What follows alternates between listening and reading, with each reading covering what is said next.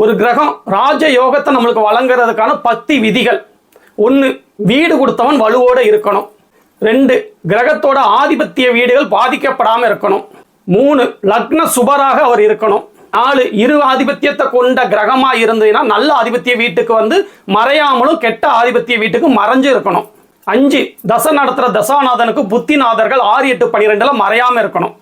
6, தசாநாதன் இயற்கை சுபரா இருந்தால் லக்னத்துக்கு மறையாமலும் இயற்கை அசுபரா இருந்தால் லக்னத்துக்கு மறைஞ்சு நட்பு வீட்லையும் இருக்கணும். 7, ராகு, அமாவாசை சந்திரன், சனி போன்ற பாவிகளுடன் தசாநாதன் தொடர்புல இருக்கக்கூடாது. குரு, சுக்கிரன், வளர்வரை சந்திரன், பௌர்ணமி சந்திரனோட சுபர்களோட தொடர்புல இருக்கணும். 8, தர்ம கர்மாதிபதிகள் சொல்லக்கூடிய 9, 10 அதிபதிகளோட தொடர்பை பெறணும். 9, 25 வயதில் இருந்து 55 வயது வரை நம்ம நன்றாக வாழக்கூடிய வயதில் அந்த தசை நடக்கணும். 10, தசாநாதன் கோடிக்கணக்கான பணங்களை கொடுத்தாலும் அதை பெற்றுக்கொள்வதற்கு லக்னாதிபதி வலுவுடன் இருப்பது அவசியம்.